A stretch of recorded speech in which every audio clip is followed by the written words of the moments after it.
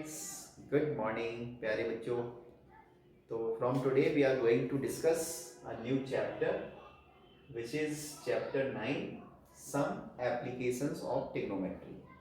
तो प्यारे बच्चों, हमें ट्रिग्नोमेट्री के एप्लीकेशन सीखने और इसमें चैप्टर 9 में हम पढ़ने वाले हैं हाइट एंड डिस्टेंस के क्वेश्चन।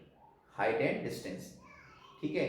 तो हाइट एंड डिस्टेंस में बेसिकली क्या होता है कि हम ऐसे क्वेश्चंस को सॉल्व करते हैं जैसे टावर, है ना, या कोई मान के चलिए हमें कोई टॉम्ब दे रखा है तो उसकी हमें डिस्टेंस निकालनी है या उसकी हाइट निकालनी है किसी पॉइंट से। तो ये basically based on such type of questions are based on trigonometry. तो हम ट्रिग्नोमेट्रिक रेशियो का यूज़ करते हैं उसमें, और ट्रिग्नोमेट्रिक रेशियो का यूज़ करके हम उनकी हाइट को किसी टावर की हाइट को हम कैलकुलेट कर सकते हैं, या हम टावर का जो फुट ऑफ द पॉइंट है उसकी किसी पॉइंट से डिस्टेंस निकाल सकते हैं। तो देखते हैं क्या।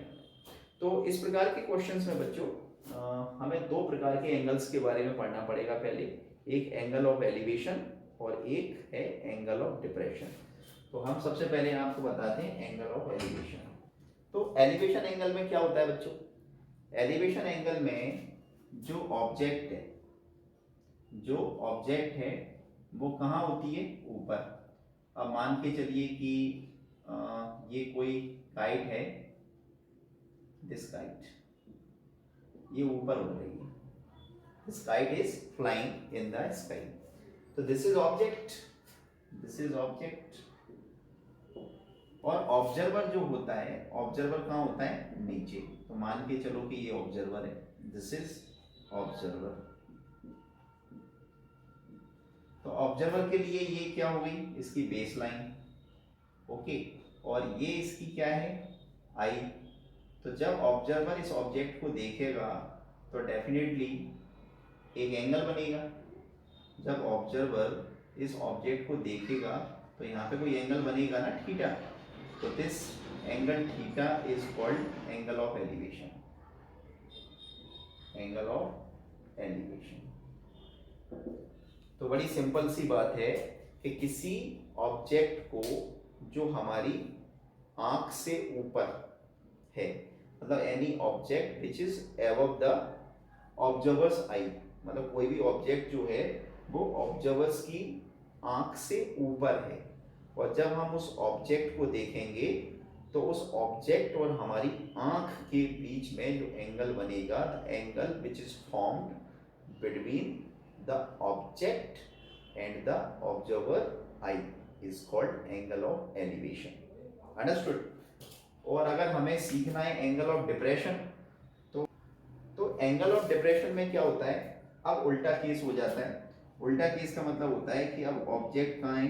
ऊपर, और ऑब्जर्वर कहाँ है? नीचे। अंडरस्टूड? जैसे ये ऑब्जर्वर है, this is observer and this is object, this is object। तो ये ऑब्जर्वर इस ऑब्जेक्ट को, जो कि मैंने एक गेंद बना रखी है, एक बॉल बना रखी है, इसको देख रहा है। तो नेचुरली जब ऑब्जर्वर ऊपर है तो इस ऑब्जर्वर के लिए बेस लाइन कहाँ होगी? ऊपर। और जब ये ऑब्जेक्ट नीचे है तो ऑब्जेक्ट के लिए भी बेस लाइन कहाँ होगी? नीचे। और ये ऑब्जर्वर इस ऑब्जेक्ट को देख रहा है तो डेफिनेटली एंगल कहाँ बनेगा? इसकी आंख पर। तो इसलिए एंगल बन गया। अंडरस्टूड?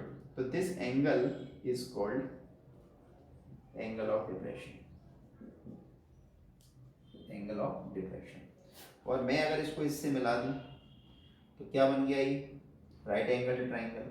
अब आपने देखा कि दिस लाइन, ये जो लाइन है, this line is parallel to this line.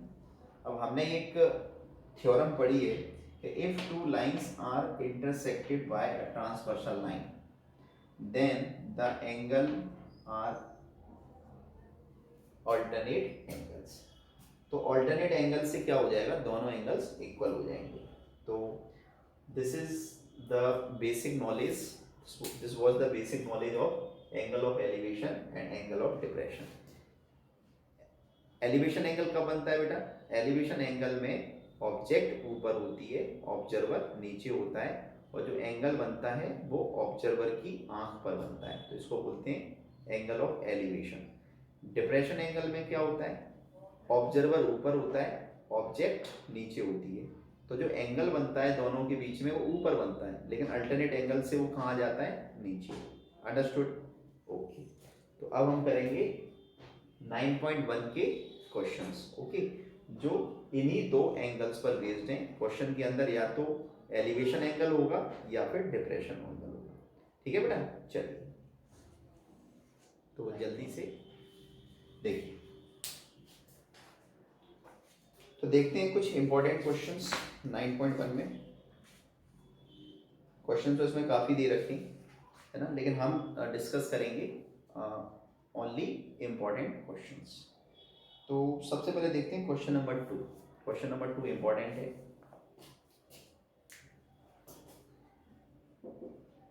Question number 2, तो देखो मैं आपको सबसे पहले इसकी रीडिंग कराता हूँ प्यारे बच्चों।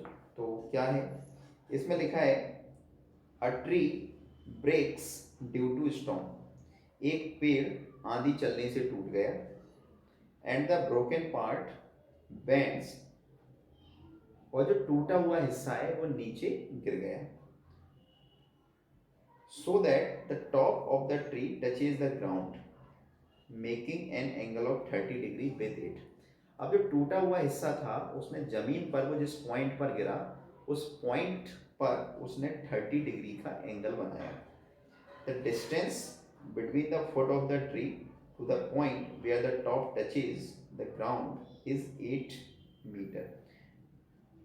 अब इसमें ये बोला गया है कि ट्री का जो फुट है, फुट ऑफ द ट्री, यानी कि पेड़ का जो निचला हिस्सा है, वहां से लेकर पेड़ जहां से टूटा और टूट के जिस पॉइंट पे गिरा, तो दोनों के बीच की जो डिस्टेंस है वो कितनी है, 8 मीटर। तो find the height of the tree. तो ट्री की हमें हाइट बतानी है। तो देखिए वेरी इजी।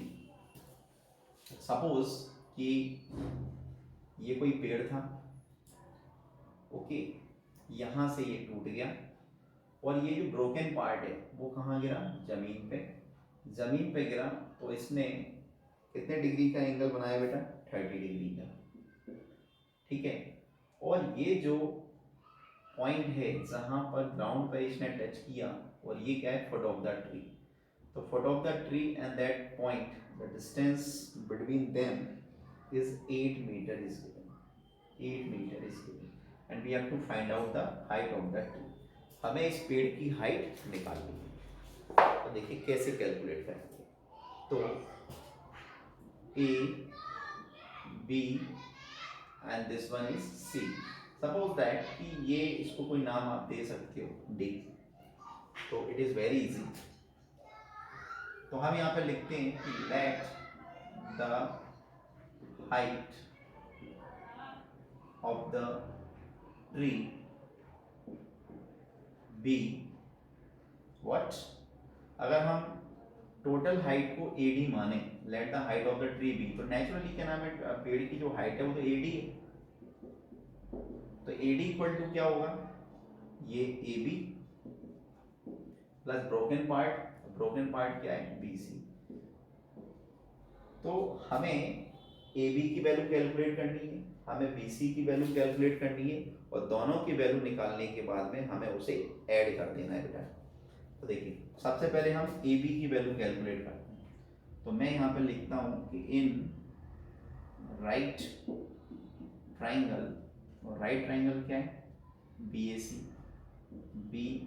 क्योंकि A पर राइट एंगल है। अब मैं यहाँ पर टेन थीटा ले लेता हूँ। टेन थीटा क्या होता है, P बाई बी। तो P यानी परपेंडिकुलर, परपेंडिकुलर क्या है, AB। B यानी बेस, तो बेस कितना है, बेस है AC। तो टेन थीटा कितना है, 30 degree, equal to AB upon AC कितना है, 8। टेन 30 की value 1/√3 equal to AB by 8। और अगर हम यहाँ से AB की वैल्यू कैलकुलेट करेंगे तो AB इक्वल टू कितना आ जाएगा, 8/√3 metre. This is the value of A B. Understood बेटा? ओके, अब क्या करें कि हमारे पास में 8/√3 आ गया, मतलब ए बी की वैल्यू आ गई। अब हमें कैलकुलेट करना है हाइपोटेन्यूज। तो हाइपोटेन्यूज के लिए भी हम सेम राइट ट्रायंगल को लेते हैं, ऑलरेडी वी हैव टेकन। तो हमें अब यहाँ पे एक ऐसा ट्रिग्नोमेट्रिक रेशियो लगाना पड़ेगा जो बेस और हाइपोटेन्यूज के बीच में रिलेशन बताता है। तो cos थीटा क्या होता है? b/h। तो हम यहाँ पे ले लेते हैं cos theta. cos theta equal to b/h। ठीक है, बेस कितना है? AC। हाइट कितनी है? BC। cos थीटा कितना है? 30 डिग्री। AC 8, BC हमें कैलकुलेट करना है। अब cos 30 की वैल्यू कितनी होती है बेटा? √3/2। cos 30 की वैल्यू कितनी होती है? √3/2। Okay, 8/BC। तो यहाँ से जब हम क्रॉस मल्टीप्लाई करेंगे तो क्या होगा? √3BC इक्वल टू 2 का 8 से करेंगे 16।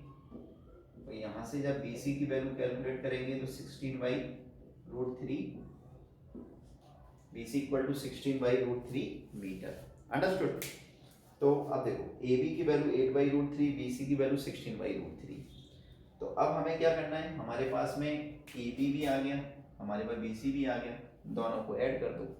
तो दोनों को ऐड करेंगे तो ये आ जाएगा therefore required height of the tree. तो required height of the tree equal to क्या है? AB plus BC। AB plus BC। AB हम कैलकुलेट कर चुके हैं 8/√3। हम BC भी कैलकुलेट कर चुके हैं 16/√3। अब अगर हम दोनों को ऐड करें तो आप देखो दोनों के डिनोमिनेटर सेम है। तो जब दोनों के डिनोमिनेटर सेम है तो न्यूमरेटर भी ऐड होंगे। तो 16 और 8 कितना हुआ? 24/√3। अगर मैं ऊपर नीचे √3 का मल्टीप्लाई कर दूं, तो अगर ऊपर नीचे √3 का मल्टीप्लाई कर दूं तो आप देखिए, यहाँ पे समझाता हूँ। तो कितना आएगा? 24√3 अपॉन √3 का √3 से करेंगे 3, 3 8 जा 24, यानी 8√3 मीटर। तो ये क्या आ गई हमारी? ये आ गई, this is the total height of the tree जो कि हमें कैलकुलेट करनी थी। तो this is the total height of the tree. Understood बच्चों? तो this was very important question. This was question number 2 and it is very important question for examination point of view. चलिए कुछ नेक्स्ट क्वेश्चन देखते हैं। अब देखिए कुछ और इंपॉर्टेंट क्वेश्चंस लेते हैं बेटा।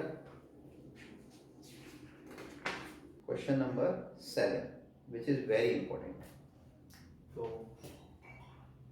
क्वेश्चन नंबर 7 देखिए, तो इसमें लिखा है फ्रॉम, देखिए वर्ड प्रॉब्लम जो होती है, हाइट एंड डिस्टेंस के जो क्वेश्चन होते हैं उसमें reading of question is very important. Question को पढ़ने के बाद अगर आपने उसका मीनिंग समझ लिया, आपने फिगर अगर सही से बना लिया, तो आप क्वेश्चन भी इजीली कर पाएंगे, है ना? तो इसलिए ध्यान से सुनिए कि मैं आपको क्वेश्चन को किस प्रकार से समझा रहा हूँ।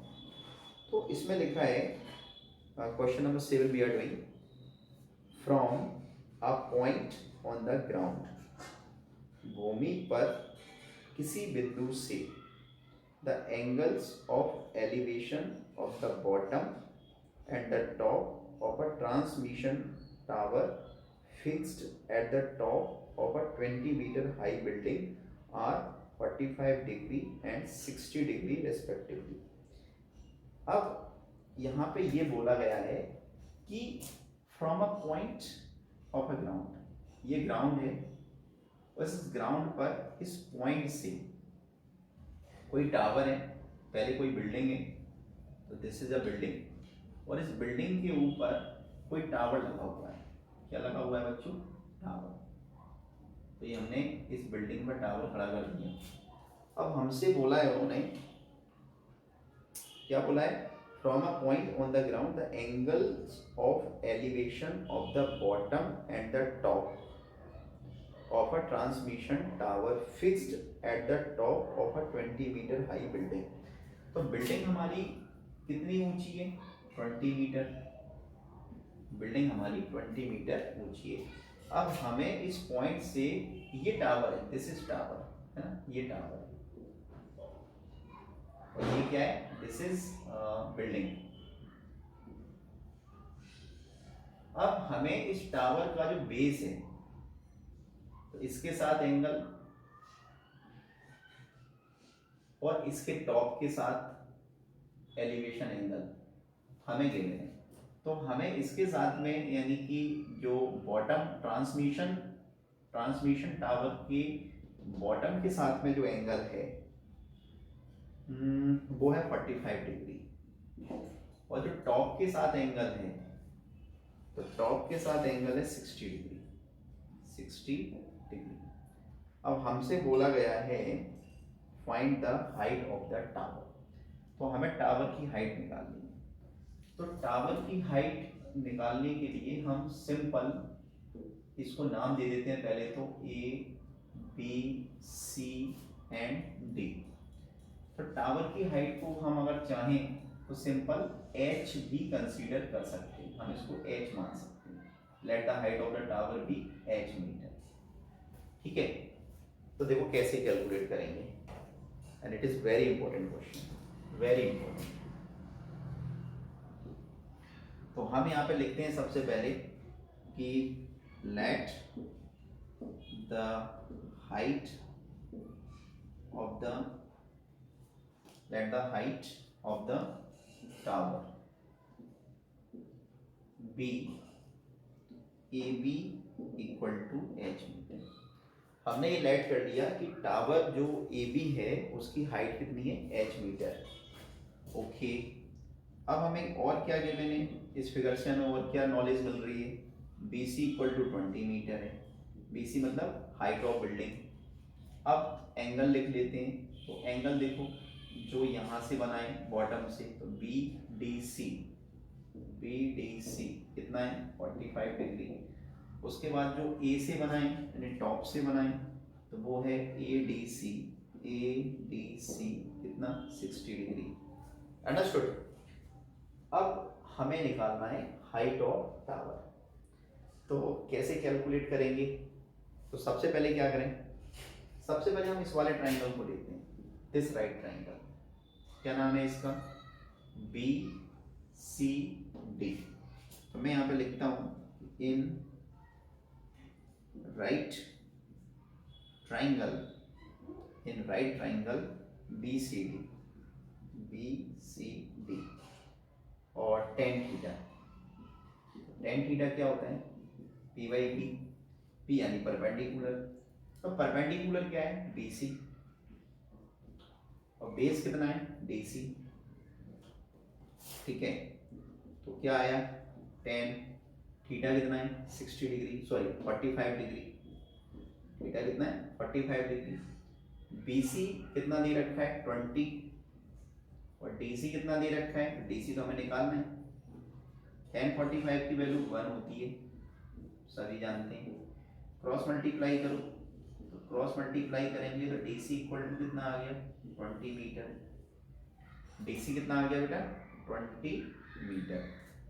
अब देखो, जब हमारे पास बेस आ गया है ना, तो अब हम क्या कर सकते हैं? अब हम पूरा ट्राइंगल ले सकते हैं, पूरा कंप्लीट ट्राइंगल। ये अब हम पूरा ट्राइंगल ले सकते हैं, और पूरा ट्राइंगल कितना है? पूरे ट्राइंगल का जो एक्यूट एंगल है वो कितना है? 60 डिग्री। तो देखिए, तो इस ट्राइंगल का नाम बोलो, पूरे ट्राइंगल का नाम बोलो। In right triangle A C D tan theta क्या होता है? P by B, perpendicular upon base. और परपेंडिकुलर कितना है? परपेंडिकुलर है पूरा, पूरा मतलब AC को ब्रेक करके लिख सकते हैं AB plus BC upon base कितना है? DC। ओके, इसमें वैल्यू पुट अप करो, तो 10 थीटा कितना है 60 इक्वल टू ए बी कितना है एच, बी सी कितना है 20 अपॉन डी सी कितना है 20। तो tan 60 की वैल्यू कितनी होती है √3 इक्वल टू एच प्लस 20/20, इसके अपॉन में 1 ले लीजिए, क्रॉस मल्टीप्लाई करो। तो जब क्रॉस मल्टीप्लाई करेंगे तो √3 का मल्टीप्लाई किससे होगा, √3 का मल्टीप्लाई 20 से होगा, तो 20√3 इक्वल टू एच प्लस 20 को हम ट्रांसफर करेंगे तो 20 इधर आके किसका हो जाएगा माइनस का, इक्वल टू एच, और यहाँ से जब हम 20 को कॉमन ले लेंगे तो h इक्वल टू 20 को कॉमन लेने के बाद यहाँ से क्या बचा √3 और यहाँ से क्या बचा 1, है ना। दोनों जगह से मैंने क्या किया, दोनों जगह से मैंने 20 को कॉमन ले लिया, तो यहाँ से √3 बचा, यहाँ से 1 बचा, और इक्वल टू यूनिट कितनी है मीटर। तो this is the height of the tower. तो required height of the tower हमने कितनी कैलकुलेट कर ली बेटा 20 टाइम्स √3 माइनस 1। अंडरस्टूड, समझ में आया। This was question number 7, very important question. चलिए और देख लीजिए, मैं आपको एक और इंपॉर्टेंट क्वेश्चन बताता हूँ, question number 12। It is also very important question. Question number 12 very important question. तो सुनिए, रीडिंग करते हैं। Reading is very important in this unit. From the top of a 7 metre high building, किसी 7 metre ऊंचे भवन के सिरे से the angle of elevation of the top of a cable tower is 60 degree. Okay, from the top of a 7 metre high building. तो देखो ये building है बेटा और ये 7 मीटर हाई है, ओके, और ये क्या है, ये कोई टावर है, ठीक है। This is building, this is building and this one is tower. तो हमसे ये कहा जा रहा है कि from the top of a 7 metre high building, यानी इस 7 मीटर हाई बिल्डिंग के टॉप से the angle of elevation of the top of a cable tower is 60 degree. इस केबल टावर के टॉप का जो एलिवेशन एंगल है वो 60 डिग्री है। तो अब एलिवेशन एंगल है तो डेफिनेटली वो यही बनेगा, तो यहाँ पे बन गया ये 60 डिग्री। अंडरस्टूड। अब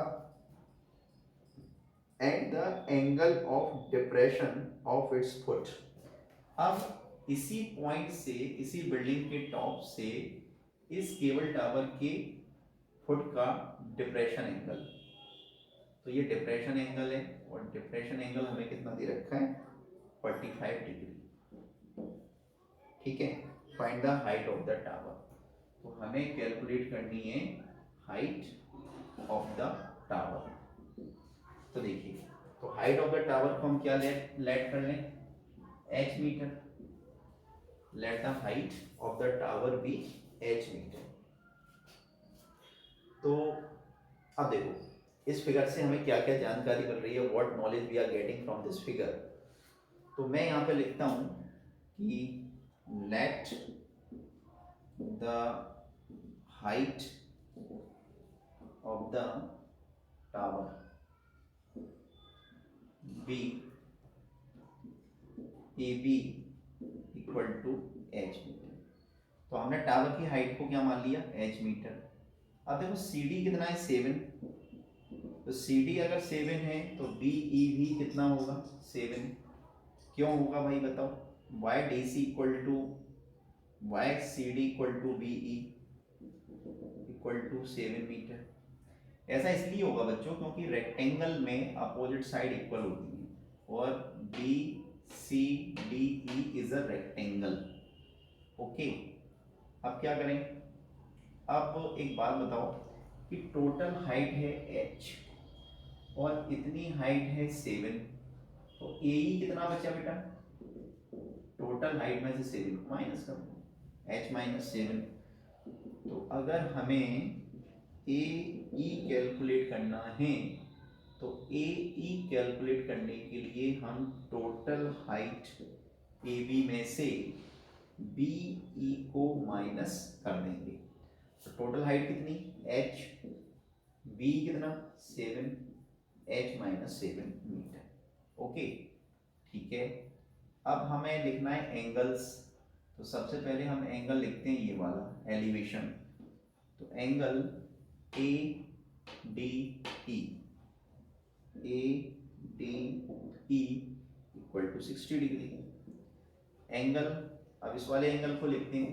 तो जब ये एंगल 45 है तो ये भी 45 होगा। क्यों होगा, क्योंकि अल्टरनेट एंगल्स हैं। अल्टरनेट क्यों है, अल्टरनेट इसलिए है क्योंकि DE parallel to CB and this DB is a transversal line. So when two parallel lines are intersected by a transversal line, then alternate angles are equal. तो क्या लिखूं मैं लिखता हूं angle EDB, EDB equal to angle DBC, DBC equal to कितना 45 degree. Understood. अब क्या करें, अब देखिए, अब हम सबसे पहले इस वाले ट्राइंगल को लेते हैं, दिस राइट ट्राइंगल। नाम बोलो इसका। तो इसका नाम है इन, क्या लिखूं मैं, in right triangle DCB, DCB tan theta. और tan थीटा इक्वल टू क्या होता है बेटा, P by B, P by B. P यानी परपेंडिकुलर, परपेंडिकुलर क्या है DC, बाई B, B यानी बेस यानी कि CB। तो कितना आ गया देखो, tan थीटा कितना है, थीटा 45 डिग्री है, इक्वल टू DC, DC कितना है 7, CB कितना है, CB तो हमें पता ही नहीं, CB तो हमें निकालना है। तो tan 45 की वैल्यू 1 और 7 अपॉन CB क्रॉस मल्टीप्लाई करेंगे तो CB इक्वल टू कितना आएगा 7 मीटर, CB इक्वल टू कितना आएगा 7 मीटर। ये आ गया 7 मीटर। अब मुझे एक बात बताओ कि CB जब 7 मीटर है तो DE भी 7 मीटर होगा। क्यों होगा, again the same logic, in rectangle opposite sides are always equal. Okay, तो अब हम कौन सा ट्राइंगल लें, अब हम लेते हैं ये वाला ट्राइंगल, राइट ट्राइंगल AED। चलिए, तो please pause the video to note it down. अब हम इस वाले ट्राइंगल को ले रहे हैं, in right triangle AED tan theta. तो tan theta equal to P by B, P यानी परपेंडिकुलर अपॉन बेस, तो बेस यानी DE। तो tan थीटा कितना है बेटा 60 डिग्री, AE कितना है h माइनस 7 और DE कितना है 7। ठीक है, सॉल्व करो। tan 60 की value √3 equal to h minus 7 upon 7, √3 का मल्टीप्लाई 7 से करेंगे, 7√3 equal to h minus 7, minus 7 को इधर लेके आएंगे तो ये प्लस का हो जाएगा। इसमें से 7 जब कॉमन ले लेंगे तो क्या बचेगा, √3 plus 1 metre. h equal to 7 times √3 plus 1। This is the required height, this is the required height of the tower. Understood. तो हमें जो निकालना था, हमें टावर की हाइट ही निकालनी थी ना, in question number 12। Yes, determine the height of the tower. तो टावर हमने कितना माना था, टावर था हमारा AE। अंडरस्टूड। टावर हमारा मतलब हमें, टावर तो हमारा पूरा था AB, टावर तो हमारा AB था कंप्लीट। तो उसकी हाइट हमने कितनी निकाल ली 7 times root 3 plus 1. Understood बेटा? Okay. तो this was very important question. चलिए तो मैं आपको एक क्वेश्चन और बताता हूँ. Question number 16, last question of this exercise and it is also good question. देखते हैं. तो क्वेश्चन नंबर 16, इसमें लिखा है the angles of elevation of the top of a tower from 2 points at a distance of 4 meter and 9 meter from the base of the tower and in the same straight line with it are complementary. Okay, तो देखिए the angles of elevation of the top of a tower from the 2 points. तो एक tower है, तो suppose this is a tower और यहाँ पे 2 point हैं. तो एक पॉइंट ये है और दूसरा पॉइंट ये है. 2 पॉइंट्स. ओके, अब हमसे बोला जा रहा है the angles of elevation of the top of a tower from 2 points at a distance of 4 metre and 9 metre. तो देखो ये जो पॉइंट है ये यहाँ से 4 मीटर की डिस्टेंस पर है बेटा, और ये जो पॉइंट्स है वो यहाँ से 9 मीटर की डिस्टेंस पर है. तो इन दोनों पॉइंट से इन दोनों पॉइंट से, अब ये दोनों पॉइंट क्या एक ही स्ट्रेट लाइन के ऊपर हैं, तो इन दोनों पॉइंट से जो एंगल्स इस टॉप के साथ में बनते हैं वो क्या है, वो कॉम्प्लीमेंट्री है. तो सपोज कि ये एंगल इसके साथ में बना और ये एंगल इसके साथ में बना. ठीक है, तो क्या होगा बेटा, इस एंगल को हम क्या बोलेंगे, suppose this angle is alpha. तो ये क्या है, ये इसका कॉम्प्लीमेंट्री एंगल है, तो ये क्या हो जाएगा 90 डिग्री माइनस अल्फा. और दोनों को ऐड करेंगे तो डेफिनेटली 90 डिग्री आ जाएगा. दोनों को ऐड करेंगे तो 90 डिग्री आ जाएगा, क्योंकि कॉम्प्लीमेंट्री एंगल की डेफिनेशन होती है if the sum of 2 angles is 90 degree then they are complementary angles. Okay, तो हमें इसमें प्रूव करना है, prove that the height of the tower is 6 metre. हमें क्या प्रूव करना है, हमें प्रूव करना है the height of the tower is 6 metre. ये हमें प्रूव करना है. ठीक है, height of the tower is 6 metre. तो देखो let the height of the tower be AB equal to h metre. अभी हमें करना प्रूव है, ये बात सत्य है कि हमें प्रूव करना है, लेकिन अभी तो हमें पता ही नहीं है ना, तो हमने इसको एच मीटर लेट कर लिया. अब इसको भी कोई नाम दे दो, इस पॉइंट को सपोज डी दे दिया मैंने. तो हमारे पास BD कितना है 4 मीटर, हमारे पास BC कितना है 9 मीटर. अंडरस्टूड. अब एंगल्स की बात करें तो ACB, ACB कितना है अल्फा. इस एंगल की बात करो तो ADB कितना है 90 डिग्री माइनस अल्फा. ठीक है, अब देखो क्या करें. तो सबसे पहले हम इस वाले ट्रायंगल को लेते हैं. तो ये this is right angled at B है ना, ABD. तो इन राइट ट्राइंगल ABD, इन राइट ट्राइंगल ABD क्या ले लें, tan थीटा. तो tan थीटा इक्वल टू क्या होता है P बाई B, और P यानी परपेंडिकुलर, तो परपेंडिकुलर है AB, और B यानी बेस, तो बेस कितना है D. तो tan थीटा कितना है, थीटा है 90 डिग्री माइनस अल्फा. तो 90 degree minus alpha equal to AB. तो AB तो H है, AB कितना है H, और DB कितना है 4.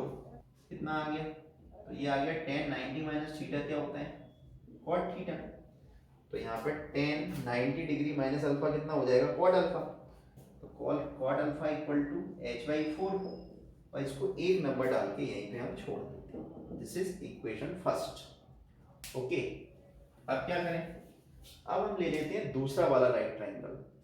तो दूसरा वाला राइट ट्राइंगल मतलब जिसमें एंगल कितना है अल्फा है ना, पूरा कंप्लीट दिस ये वाला। तो इन राइट ट्राइंगल, और इसका नाम क्या है ABC। तो इसमें भी हम tan थीटा ले लेते हैं। तो tan थीटा इक्वल टू क्या होता है P/B, P मतलब परपेंडिकुलर, तो परपेंडिकुलर क्या है AB और बेस कितना है BC। ठीक है, अब देखो tan, यहाँ पे थीटा कितना है alpha, tan alpha equal to AB कितना है H, BC कितना है 9। ओके, और इसको हम यहीं पर इक्वेशन 2 डाल के छोड़ देते हैं, हमारा इक्वेशन सेकंड। अब देखो बेटा, हम दोनों इक्वेशन का यानी कि इक्वेशन फर्स्ट का और सेकंड का मल्टीप्लाई कर देते हैं। तो मैं यहाँ पे लिखता हूँ on multiplying equation first and second, समीकरण 1 और 2 का गुणा करने पर तो कर दो। तो दो इक्वेशन को कैसे मल्टीप्लाई करते हैं, लेफ्ट हैंड साइड से लेफ्ट हैंड साइड का, राइट हैंड साइड से राइट हैंड साइड का। तो फर्स्ट की LHS है cot अल्फा, सेकंड की LHS है tan अल्फा। तो LHS का LHS से हो गया, RHS h/4 तो यहाँ पर h/9। अब देखो tan इंटू cot कितना होता है 1, h का h से करेंगे h², 4 9 जा 36। आप चाहें तो यहाँ पर लिख भी सकते हैं कि tan theta into cot theta equal to 1। अब जब क्रॉस मल्टीप्लाई करेंगे h² equal to 36, h equal to √36, 36 का रूट कितना होता है 6, h इक्वल टू 6 मीटर। तो height of the tower is 6 metre. और यही हमें प्रूव करना था डियर स्टूडेंट्स कि prove that the height of the distance is 6 metre. तो ये हमने प्रूव कर दिया और मैंने इसको लिख दिया अंडरस्टूड। तो this was chapter 9 introduction to trigonometry exercise 9.1। एक ही एक्सरसाइज है इसमें, क्वेश्चन इसमें हमने जो क्वेश्चंस आपको कराए सिलेक्टेड इंपॉर्टेंट क्वेश्चंस कराए बेटा। ठीक, तो आप अच्छी तरह से समझें, नोट डाउन करें।